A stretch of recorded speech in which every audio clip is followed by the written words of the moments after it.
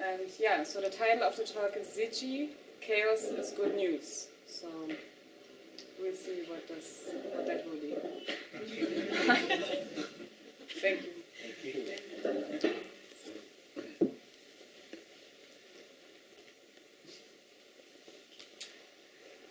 So, hello everyone. Can you hear me in the back? Okay. If you can't hear me at any point, please let me know. So I also would like to welcome our guests who have not been part of the Ziji Collective Summit thus far. So please welcome into our space. A lot has been happening here over the last few days. It feels like we've been here for many, many weeks in some way. And the Ziji Summit is almost impossible to describe as an event on its own. So I'm not going to even try. And for those of you coming in, please just welcome. The theme of Ziji, chaos, and good news can allow us to talk about anything we'd like. And I'm not sure exactly what it is that you have come for tonight, but I would like to not waste any time and go fairly directly to the heart of the matter and see if together we can touch very simply and very directly what is most important about the spiritual path or the path of meditation. There is no one thing that is the most important aspect of the path of meditation or spirituality. But between the concepts of Ziji, chaos, and goodness, we can cover quite a few. I'm going to save an explanation of Ziji for later, but Ziji is a Tibetan word that means confidence. And it has a very rich and unique semantic range, or different valences, different qualities of that word that are very powerful. And even those of us in the Shambhala tradition are still learning about this word. It's still somewhat new. Ziji, or confidence. What is confidence in German? Zuversicht. And in Spanish, confianza, right? Confianza. Confianza. And in French? Confiance. Confiance. And what other languages do we have? In Dutch?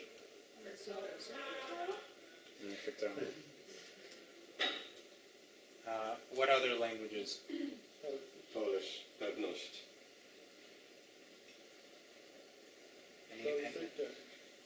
In what language? In Norwegian. And say it again? So this word confidence has probably slightly different meanings in each of those languages, let alone in the Tibetan tradition. And even more interestingly, it actually doesn't mean confidence in Tibetan. It's an extremely interpretive translation.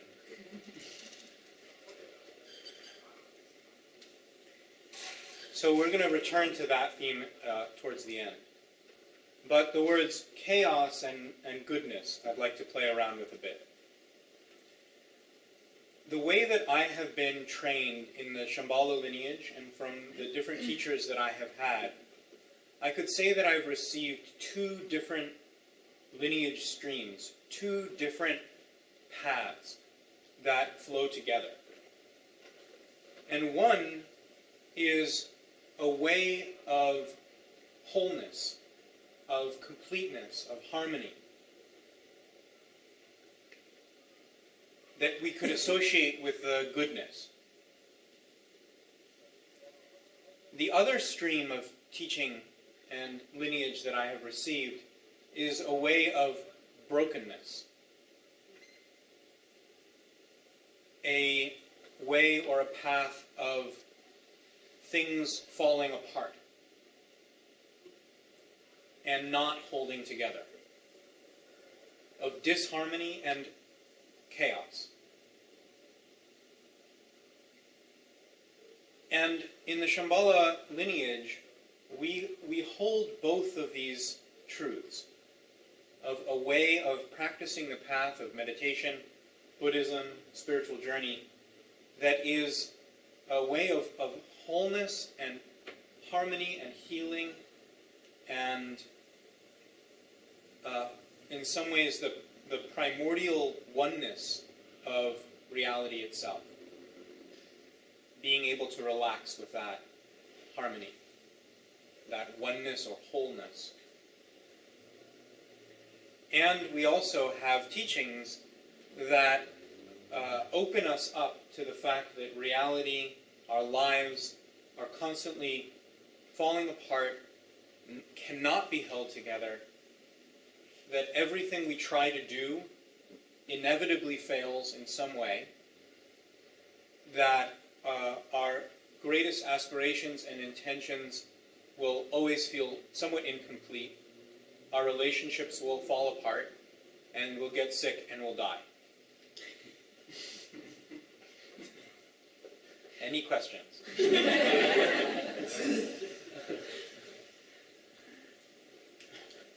And as human beings, we know both of these sides of our own lives, right? We know the quality of incredible beauty, togetherness, connection, harmony, openness.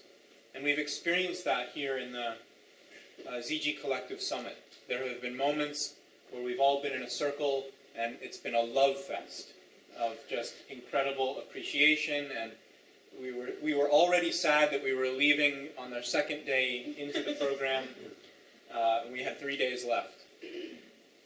So we all know these beautiful moments in life where we look at someone in the eye and our heart opens and their heart opens, and whatever it may be for you, it may be the final movement of Beethoven's Ninth Symphony, and you think, that's it.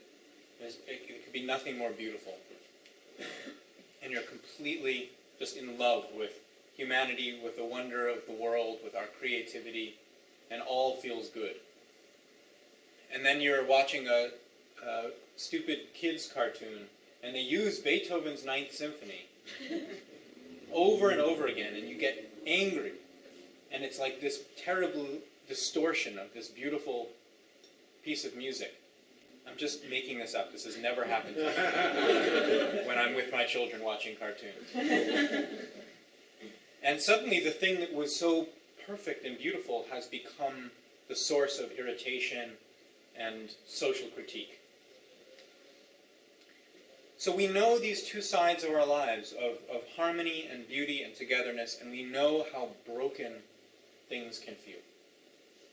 We know how broken we can feel, how split apart our relationships can feel.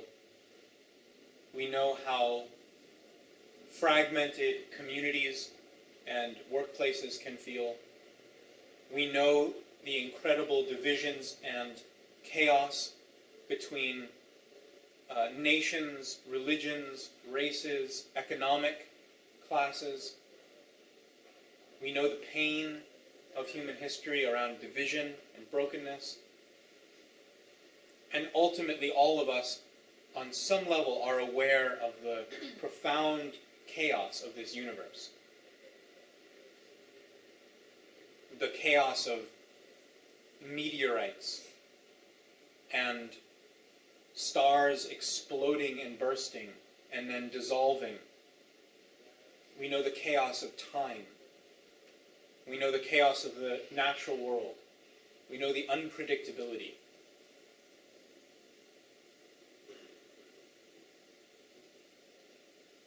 So the way of brokenness is a path in which we awaken, we recognize the truth of our own mind, our life, our world, through everything falling apart. That the more challenging things are, the more our plans get torn apart, the more we awaken and open up. It is a path, a way, a journey, a vehicle, a method of training that we tune in to the gaps between things in our world. And we use those gaps, the parts that don't fit well together, we actually use those as a way to open further, to open our awareness, to let go of the parts of us that are holding on and clinging. And you develop through this path, it's a kind of like, it's like sadomasochistic spirituality. What is, yeah, so this is a shared term, right? Yeah. You actually start to get excited by the word we've been using in Ziji this summit, is disruption.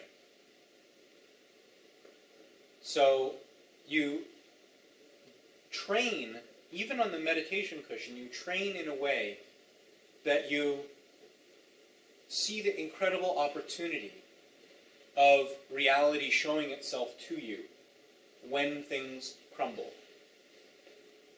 When the ideas and plans fall apart.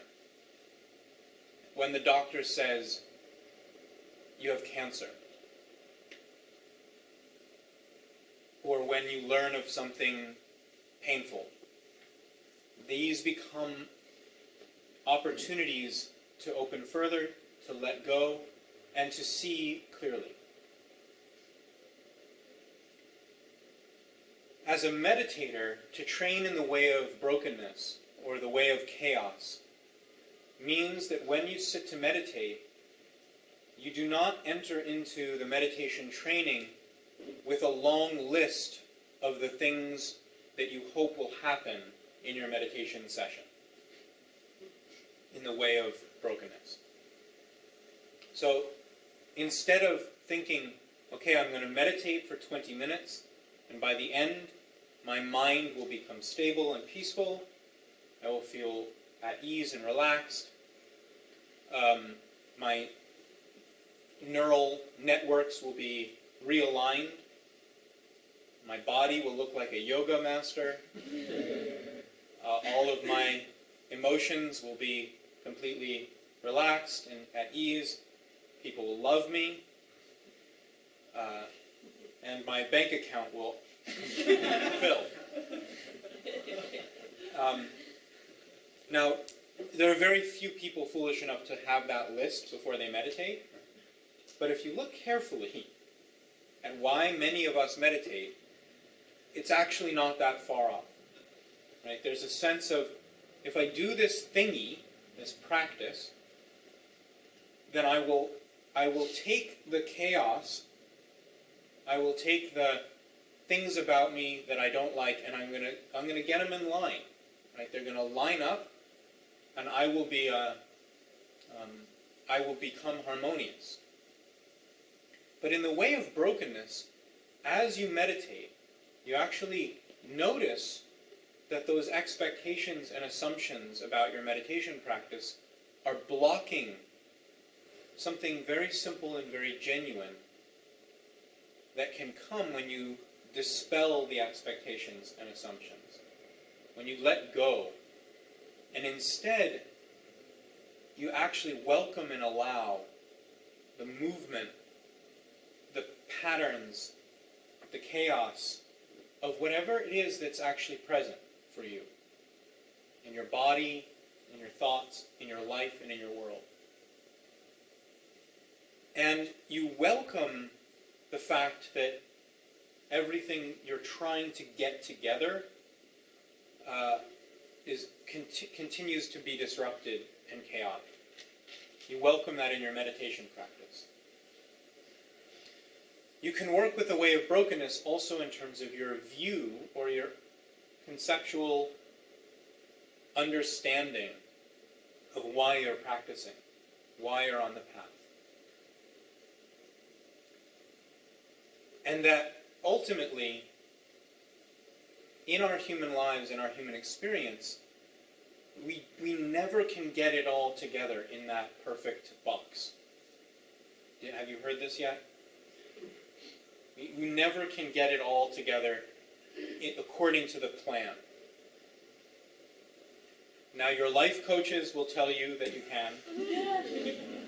And you can find Buddhist teachings and other spiritual teachings that will tell you that you can in some way.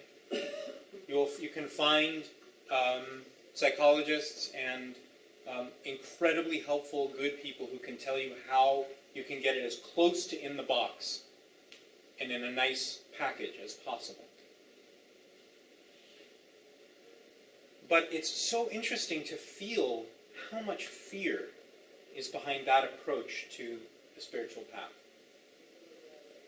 How much fear is present in resisting chaos, in trying to make everything work.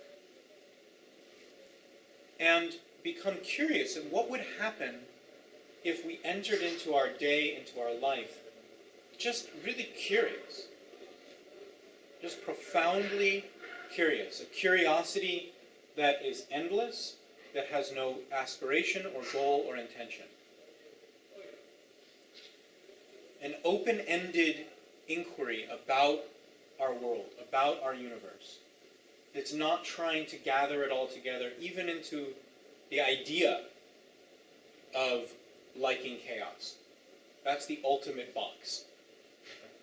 The best, final, most subtle box to work with is the box that says, oh, I like chaos. I am the kind of person who likes chaos. My box is coated in chaos. And therefore it's the best of boxes.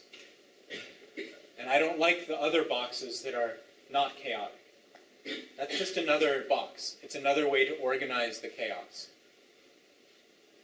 So the challenge of the way of brokenness, one of the challenges of this path of working with chaos, is that we can begin to actually use chaos to hide from chaos. A deep fear, a deep anxiety that goes so deep that we aren't even able to open to the chaos. But that's rather advanced practice. So fear is very important in the Shambhala tradition. And when fear becomes fully invited into our being, we discover confidence. So I just want to make a link. When there is no fear, or when we discover Shambhala fearlessness, which doesn't mean the fear goes away, but we're able to open to fear, then confidence begins to emerge. And to sum this part up altogether, the way of brokenness is a way of awakening to ourself and reality through things falling apart. Where as the universe unravels and things disintegrate, we wake up more and more and more. And that doesn't mean that it's easy or pleasurable. It doesn't mean that we like it. But nonetheless, there's part of us that has become brave enough to let everything wash over us like a piece of glass in the ocean, where the waves and the sand make it smooth and soft. In the Vajrayana tradition, which is the Tibetan tantric path, there's an extremely esoteric body of teachings that their name, or we translate it as the 8 logos. These are some of the kind of most far out practices you could imagine. And they work with all sorts of energies. But one of them is called the Great Mother practice. And the job of the Great Mother practice is to invite as much chaos into our life and into our world as possible. I don't know about your relationships with your mothers, but at least in this practice, this is a way to actually use quite a lot of training and yogic practice and a certain kind of magic almost to ask for more chaos, more disruption, more ways that, so you would actually invite this energy. You know, in our world it would be something like, may my startup totally fail. Just to get a sense of how crazy it is. May my new, website and my app that I'm working on, may it totally collapse so that I can see reality clearly and let go of all attachment to the self. So just to name this, I don't want to go too far here, but I think what's happening in most yoga studios and mindfulness centers is not that. I think. I don't know. You're not exactly, it's like, instead it's, may this yoga practice and mindfulness training allow my website to succeed, may my startup be profitable, may the world see me as great. And then you meditate. So this is a slightly different approach, the approach of inviting chaos. Now, it could sound either crazy or very advanced or maybe mean or unkind to oneself, and it can be. But also there is something very kind about this approach. It's very humanizing in the sense of just, it begins by recognizing, we're not going to get it all clean, and we're not going to get it all perfect. And that very absence, the gaps, can help us to soften, to see how many concepts and ideas we're holding tightly to, expectations we put on ourselves and others, and just kind of let a lot of energy just collapse, fall, open. In the Tibetan tradition, which is a nomadic tradition, they live in tents, there's a very beautiful metaphor of the ultimate meditation practice, which is a tent, like a cloth canopy with a single post in the middle, pole. And the truest kind of meditation practice is the practice that goes like this. And all the fabric just... And let's all do that gesture. So just go like this, and just go... And one more time. So in some contexts that might feel kind of depressing. Like, oh. But here it's like, oh, right. Like, things come and they dissolve. And so much energy in our life and in our approach to our spiritual path can go into trying to hold it all together all the time and do it all right. And this way of brokenness really is it's an extremely kind acknowledgement of the real. I mean that in the Lacanian sense. But that's not the purpose of the talk tonight. In which sense? Lacan. So we cannot hold this world together. We cannot fit things into our boxes. And all of the great mystics from all of the great traditions speak of a total liberation from the small-minded and attached sense of self. And the way of brokenness really invites a tremendous integrity of not fighting reality and allowing challenge and pain, or as Trungpa Rinpoche would say, the mishap lineage allows that to wake us up, to spark us, to open. The way of wholeness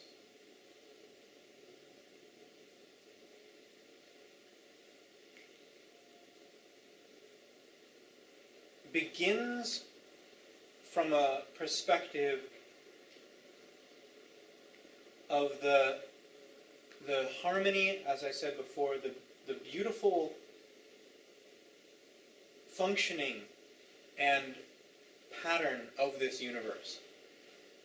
That it does have a certain order.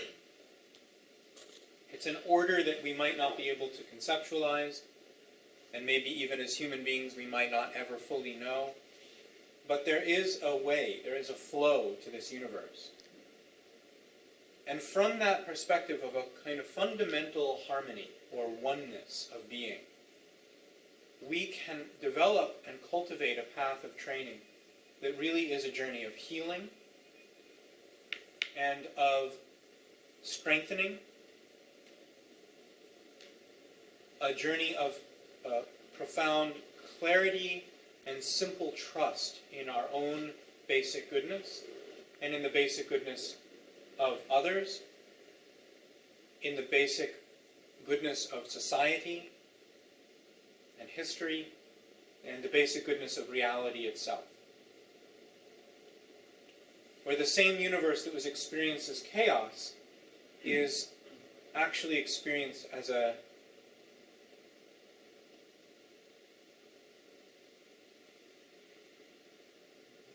kind of background of silence and delicacy.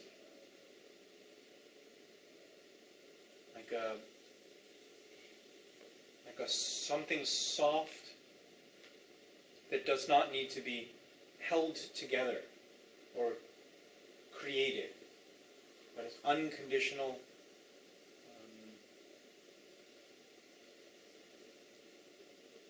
Can you feel that?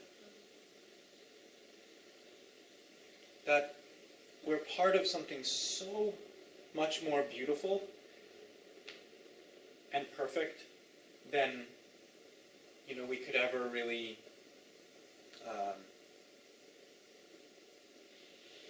name.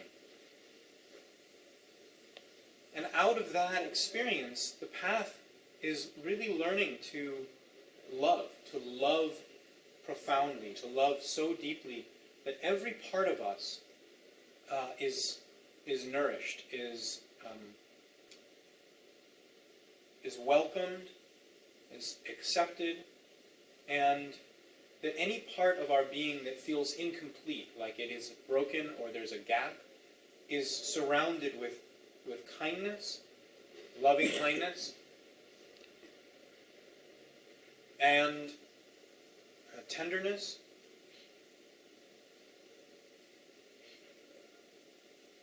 And we discover that beneath all of our brokenness and confusion and pain and trauma and the challenge of our world and our relationships and our economy and our climate disruption, in the midst of racism and violence, all of us and all of being just abides in a way that is timelessly open. And there really is nothing that needs to be done. That's what the way of wholeness feels like. The way of wholeness is a kind of sense of non-doing. That there's nothing. It's kind of like this. The universe would flow absolutely beautifully if I never did anything again. And therefore, I could do many things, and it would be part of that beauty. And here, as we meditate, we actually work with a cultivation of our own heart, our body, our health, our vitality, our inner energy, or our lung in Tibetan, our chi or ki, our prana. There's a sense of working with the energy and magic of our life and our sense perceptions that is so in love with the universe that we see how important our own right arm might be. We see how important our left lung is. because of the symmetry and beauty of the universe, our left lung is the totality of being. I hope that's clear. And our right lung, just to make the point, and your little finger, and your genitals, and your thoughts. But there is nothing absent, there's nothing cut out of that basic goodness. And therefore, there's tremendous care and respect, dignity, and appreciation for our whole being, and therefore every other human being, and every other non-human being, every animal, every aspect of the living world, and even the inanimate world. So training in the way of wholeness as a meditator includes all of the dimensions of mind training, such as mindfulness, awareness, stabilizing practices, and very soft, open practices, effortless practices. Now you'll meet some teachers that are like it's fairly clear their being is more tuned in to the way of brokenness or the way of wholeness. And you meet some masters who have integrated the two, and sometimes you don't know which is which. A good sign of a teacher who is working from the place of the way of brokenness is they're often wrathful or tricksters. And being in their presence feels a little bit like, you don't know what is coming next at all. And sometimes when I'm around Sakyong Mipon Rinpoche, it feels like that. And we've all heard many stories of being around Trungpa Rinpoche, and it felt like that. But I'm thinking of a time when I had an extremely important question to ask the Sakyong in my role, that I needed a definitive answer, a clear yes or no. And there were lots of people waiting to know what his decision would be. And I finally had an opportunity to ask him. In the room alone, it was looking like it was going to happen. And I finally asked this question. And all he had to do was give a simple yes or no. And I framed the question that there's no way he could come up with any other answer.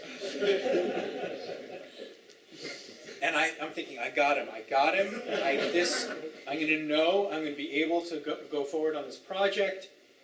I was very excited, and he just stood up. He walked out of the room. And I was thinking, okay, he's probably using the restroom, or he needed to check with some divine providence or prophecy or I don't know what, and then he's going to come back. And I just sat there for a while, and I realized he was not coming back. So I was left totally, broken. Like, there was no way forward now. And that it wasn't a big dramatic thing. He didn't, it wasn't like the Zen master who took out his whip and whipped me or hit me with a fan.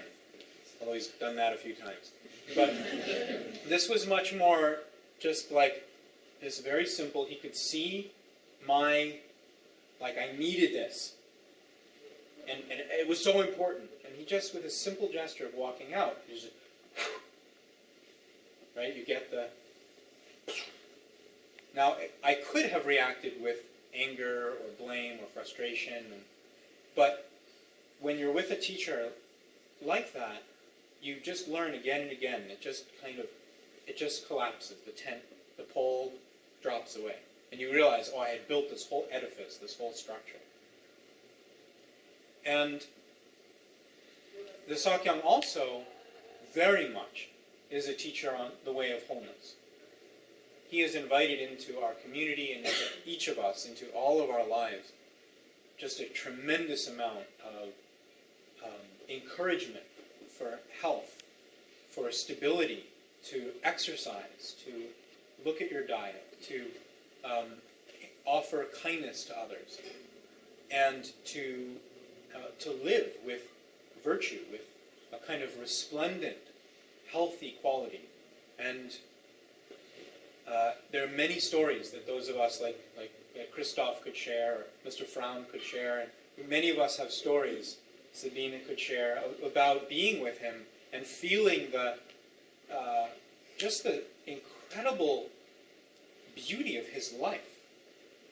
The Sakyong has created a life that is amazingly healthy. And if someone isn't sure who I'm speaking of, the Sakyong is the name of our current lead teacher in Shambhala, and our leader. But he has created a very beautiful, supportive world. So even though he is a Vajrayana master and a lineage of crazy wisdom, and by the way, if there's anyone in the world who had permission to live a wild life, it was the Sakyong, right? Because his father, Trungpa Rinpoche, lived an extremely wild life. He was very outrageous. And everyone wanted the Sakyong to be like that. Can you imagine that? Can you imagine like 10,000 people saying, "Could you please be like really crazy?" Like just really like all out, all the time. And then, so instead, the Sakyong, has chosen a lot of discipline, simplicity. He's created a beautiful home to support himself, which was not easy. When I was his attendant and traveling with him, we were just shipping his clothes in cardboard boxes all around the world. He didn't have a house, he had no money, he had no support system. And he had to build this kind of world around him in order to find health for himself, his family. And he's now created something incredibly supportive, and we've seen out of that how much he's been able to offer. And his teachings on meditation are often very supportive, nurturing, and healing. So these could lead to many contradictions. Do we invite the mother of chaos to blow open our world, to break everything apart? Do we let go of all expectations of healing and everything being good? Do we open to the chaos? Or do we instead really train ourselves and become healthy and eat well and do everything right and clean up our room? Do we try to live according to these principles of virtue and compassion and wisdom? Are those two the same? They kind of feel different. And my suggestion here is that many of us live in a certain tension between these two kind of archetypes, the way of brokenness and the way of wholeness. And sometimes it's hard to negotiate. It's hard to know how to work between those two. Is our meditation practice and our path, is it too uptight? Is it too full of expectation and trying to be goody-goody? What's that in German?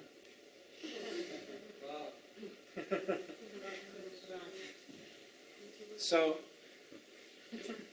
sometimes our path can feel like that, which is really difficult. And we can be too tight. And we can make impossible lists of things we're supposed to do. Okay, now I'm a Buddhist. Now I'm a Shambhalian. Every day of my life will be utter perfection.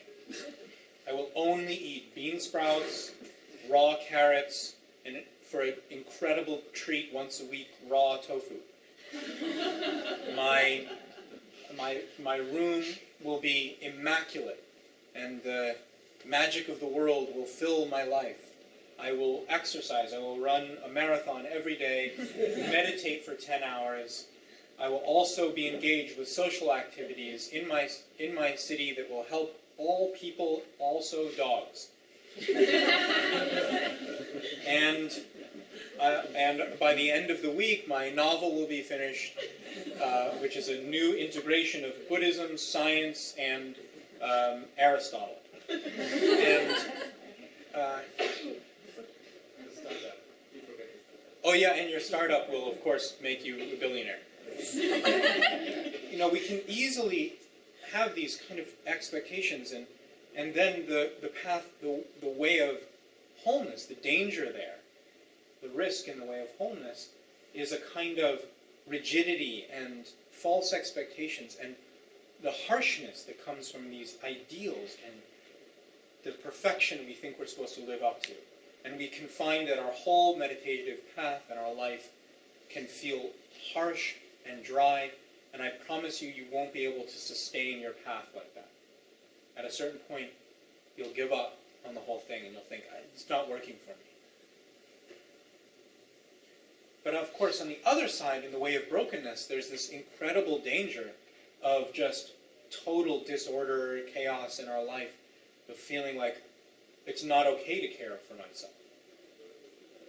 That somehow it would be egocentric to really be healthy or to arrange my life with beauty and elegance. That somehow that would be not true to the abyss of reality. And just to make this a little more concrete and simple, I think this is the tension that many of us feel when we wonder whether we should meditate or not. Right? That you're sitting there, you think, all right, got to go to work later in the day, got a little time, I should meditate. But this is all about basic goodness and play and trust. And I don't really want to meditate. And the kind thing to do would be to not meditate. What I really need is, some time on Netflix or, do you have Netflix? You know the reference? Yeah. Or what I need, it's 10 o'clock in the morning and I just need to go out with my friends and that's what's needed right now. And this whole meditation thing feels too tight. Can you feel the tension right there? It's like, no, the chaos, and I want that. I want that freedom, and I want to break open my spiritual path. I don't want it to be fixed. I don't want someone to tell me that I need to meditate. I'm free. I'm a warrior. I'm a Vajrayana warrior. Who needs meditation?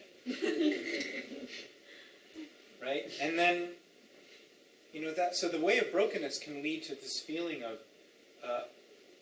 actually, in an unhealthy way, letting go of some of the practices and methods that are deeply supportive and helpful. Okay, last thing I'd like to share here, going back to our word Ziji. Confidence. I would like to, just for tonight, describe confidence, Ziji, as the union of the way of wholeness and the way of brokenness, the way of chaos and the way of goodness, which flows into a deeper kind of goodness, which is basic goodness. So the full length of our title for our talk tonight should be Chaos is Basically Good News. And yeah, there's always one in the crowd. Thank you. I owe you $5.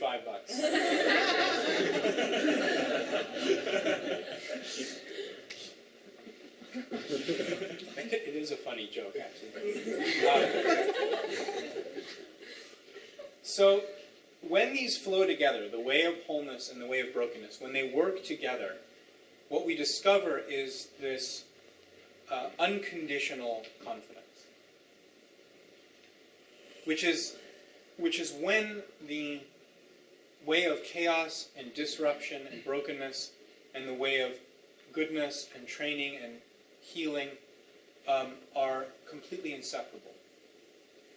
So unconditional confidence, Ziji, it's the best translation of Ziji, unconditional confidence, is a state of being that does not need any conditions. It does not need to prop itself up or set up a series of situations or expectations, but is an openness to reality and even the chaos that feels strong, rooted, healthy, grounded, vibrant, bright, expansive, charismatic. And it doesn't matter what the conditions are. That's a state of being that Trungpa Rinpoche describes it as unconditional confidence is a state of being that is free of any comparison with anyone else or anything else, that does not need to prove itself, and is based on absolutely nothing.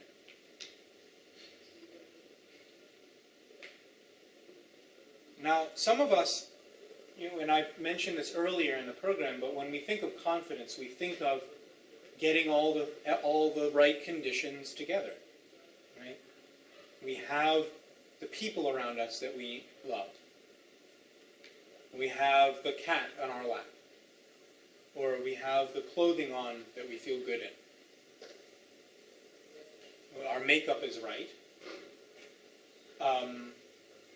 We've had the right feedback from people. We've prepared properly. We've set all the conditions, and then we can be confident. But of course, in life, many times those things are stripped away from us. The way of brokenness shows up, and those conditions fall away. So meditation practice is actually discovering a seatedness, a way to sit that is confident without needing anything at all. And our meditation training is getting things to a very simple level. We have the floor, we have a cushion, maybe there's a gong, and it's quiet, and we meditate. And that's it.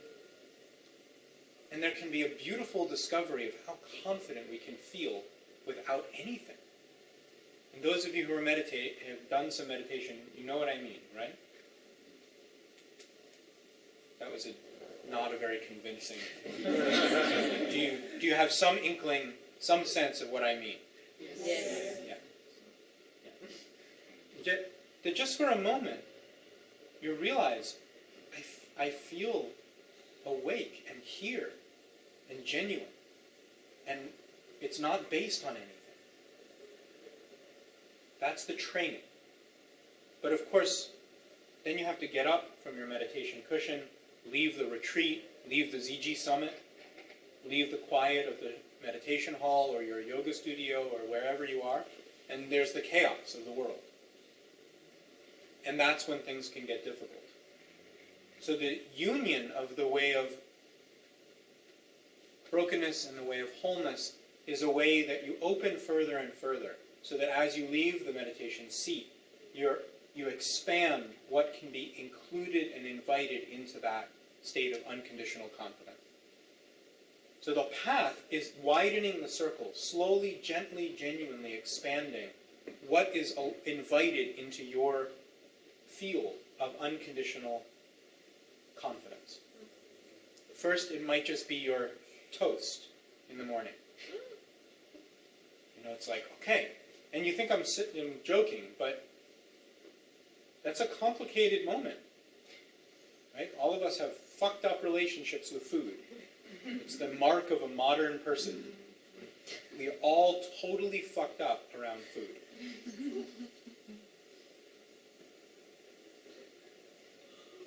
Isn't that sad? Isn't that amazing? So that you're meditating, you're like feeling peaceful. Oh, good. I'm the good me. I'm the Shambhala warrior today. I meditated. And then you go to make your toast, and you look at it, and you think, oh, I've had way too many carbs. Carbohydrates, right? Or it would be better if I didn't eat. Do you know what I'm talking about? Again, I have no experience of this. I've heard from my friend. And I've had the experience of doing meditation retreats where I've been, you're alone in a cabin, and there's nothing to disturb you. It's totally beautiful and peaceful, and you're meditating. And the complexity of making your breakfast or deciding what to eat. And those of you who've done meditation retreats know it just gets weird. So that's an example, just expanding out a little bit. Now your toast is okay, let alone your boyfriend or girlfriend, or that's really getting advanced. Now, as Shambhala warriors, we want that unconditional confidence to expand to include all of reality, but all of human society. We would like to hold in our kindness and our bravery and our confidence our whole moment in human history, including the Syrian refugees, including the unbelievable disruption in our ecosystem, in our biosphere that we are creating. Somehow warriorship and creating an enlightened society is expanding that unconditional confidence to hold and embrace the totality of our moment in history. And so as we're training in the union of brokenness and wholeness, of bringing them together, we discover an unconditional confidence in our own being that can start to be more and more expansive and more open. And it helps to have other people who are working on that same journey. That lights us up even more. And that's a community of warriors. So unconditional confidence is, the confidence, you could say, is the way of wholeness, the goodness, the strength, the health, the unshakability. Sakyong is unshakable. Just, you try to shake him, and it just, nothing happens. The whole world starts to shake, and he's just, I've seen that. And I mean, just like try to convince him to do something the way you think it should go. It's really fun. And so you can discover in you that kind of unshakability. That's the confidence. And then the unconditional is the chaos. The unconditional is that collapse of needing anything in particular. And the embrace and actually delight in the play and the movement, the brokenness, the gaps, the fact that all of our plans will not work out. Right? Because we're going to die. And when we die, it will be inconvenient, and it will not be in the way that we would like and choose. And no matter what we've done in life, I mean, there can be great satisfaction and peace before death. And even many people I've been with who are dying are ready and open to that. But nonetheless, like, you don't get to know what happens in the story of human history. Right? We'll all die, and we won't know how we do. I find that so sad. I mean, thank goodness, I don't want to know, but we'll leave so much behind. And in that leaving behind is when we see the preciousness and gain confidence. So these flow together, the unconditional, the confidence, life and death. And this is why chaos is good news. Because chaos is the goodness, the basic goodness. And the goodness is the chaos. And the warriorship is the embrace of both. How to do this practically, I want to end with. Simple instruction. Begin with the way of wholeness. Learn to be incredibly kind and nurturing towards yourself and your world. And in that space of kindness, begin to become more curious about the brokenness and the chaos. It doesn't always work like that. But if you have to choose a way forward, that's how I work with myself. I begin, if things are difficult with me and my wife, which again never has happened, but if one day it does, or if I am outraged at what's happening in certain aspects of my city or our world, or if I don't even know why I'm so in pain, the first thing I do is I surround my whole being in that cradle of loving kindness.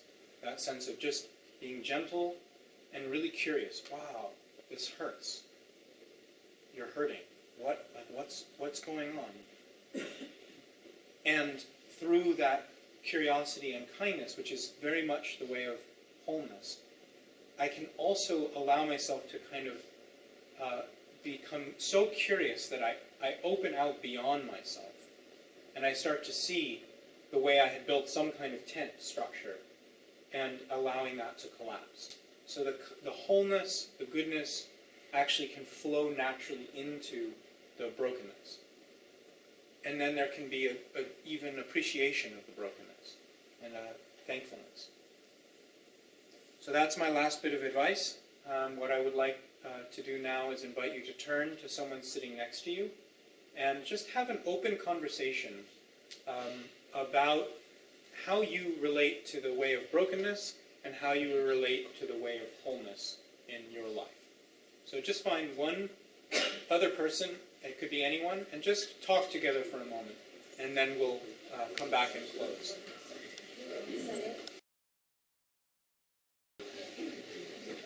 So in our last few minutes together, I'm curious whether you have any insights or comments or questions that you would like to raise, and it'd be helpful to hear just what this process was like and what's really alive for you right now.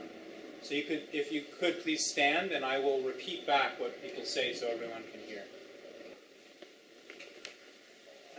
We were discussing brokenness, and I could at least interpret it in different ways. Could you maybe shed some light on your view on brokenness? Right, so the question is, should I shed some more light on my view of brokenness? So you mean in terms of the path of how to work with brokenness, or what I mean by the brokenness? The letters. So what I mean by brokenness.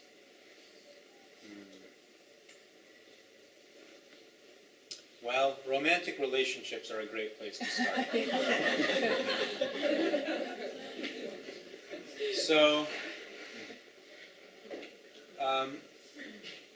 many of us look for a partner,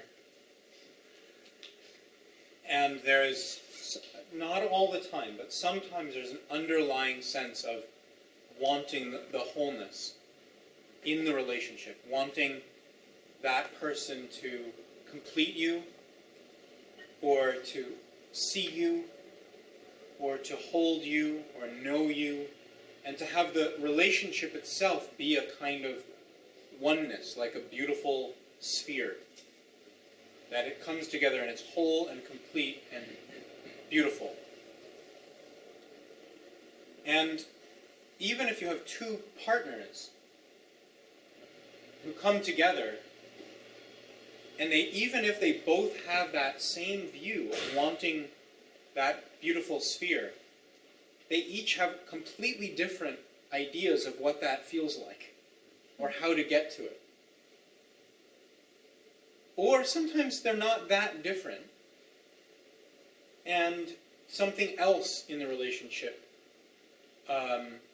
is incomplete. So you might have the same ideas of wholeness, and you might have a very harmonious relationship. You all like, you both like to go to the same restaurants and do the same things. You have the same friends, you like the same books, you listen to the same music, and everything is great, and it's all perfect, but the sex is terrible.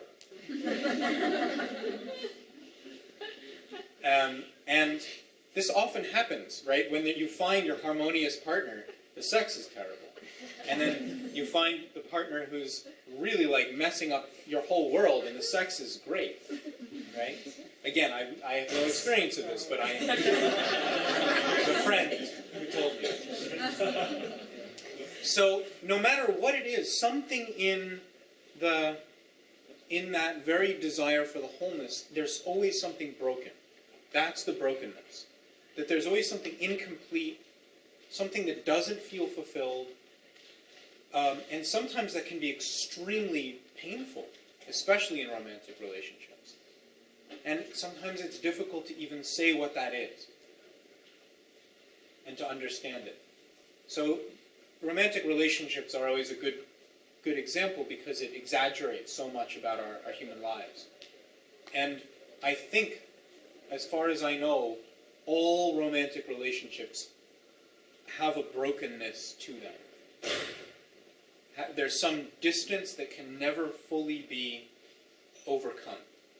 No matter how hard you work, no matter how much love, there's always something there. And that could go to the very simple level of we're still separate. And in romantic love, there's often such a desire to merge.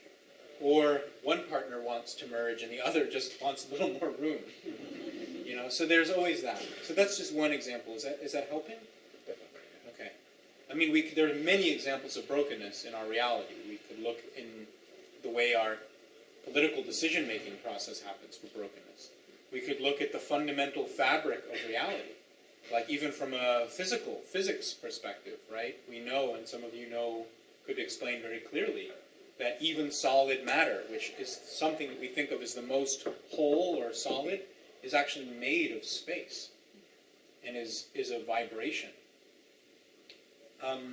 So brokenness shows up in so many ways. The brokenness of communication. You're trying so hard to communicate something and yet it never really fully connects. And then the brokenness of our own relationship with ourselves. So many of us have an identity, an image that we want to live up to, and then there's a gap between how we feel about ourselves and that image, and that gap is like a brokenness, is a break. So it's actually very beautiful and sweet. As humans, we want the wholeness so much of the time, and yet the world keeps reminding us of certain gaps that can never be filled. So, is that helpful? Good. So other comments or questions? Yes, please. Yeah, I got this like kind of insight. Thank you. She talked about waves, and I was feeling the same about this, like this thing that comes and goes, back and forth. So I related that to my experience, like first being too tight, then losing confidence and losing up, but then touching something very kind and very unconditional, and then feeling the need of doing a little bit of discipline again, of having a little bit of order. So I saw like these waves, like this, that eventually started to converge, and I had this vision of me drowning, trying to stay on the surface of a sea with waves, and I felt like if I was calm enough, I would know when to force myself up and when to lose up and go maybe low and fall. So if you are like very fearful, you just start to make things very order and start like and that doesn't help you drown. But if you lose faith, you drown all the same. So I felt like this cultivation of confidence looks like being confident in the midst of all these waves of change in the surface of a big sea. And that was beautiful. And I thank my friend here because he said like waves, and the image came to my head like it was very like. It's a very powerful kind of metaphor and also almost like a little story or a kind of analogy. So I love this. It's the waves are that movement back and forth, and we get sometimes really excited about meditation or health or yoga or whatever we're doing in our discipline, and at a certain point it's too tight and it collapses, And then you said it so well, then at the bottom you touch something tender and inspirational, and then the discipline can grow again. And then you might go through the same process, but eventually the waves come together into this single ocean. And that, if I understand correctly, then if you are too tight in that, and you'll drown because you'll exhaust yourself. But also, if you totally collapse, you'll also drown. So there's some kind of way of floating in that convergence of the way of brokenness and wholeness. But then comes another way, and then it starts again. Yeah.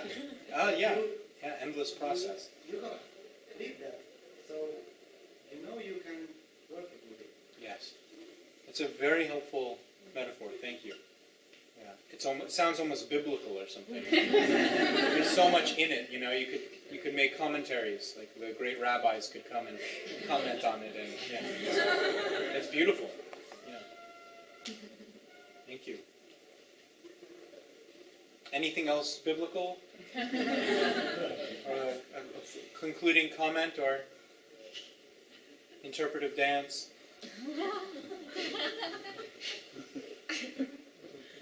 Okay. Well, it is time for the most important part of our Ziji Summit, which is our dance party. So I want to conclude. I want to thank everyone who is coming in to visit for just this talk. May it be helpful to you in your path. And for everyone else, thank you for being here. We'll conclude now. I think there's one final comment. No. One final comment here. Yeah. Please. Yeah, just thank you so much for giving this vibrant and very timely talk and showing us the beauty of chaos. Yeah, really appreciate that you did this. I think everybody benefited from this. And now we can, all stay maybe for a glass of something and get ready for the party.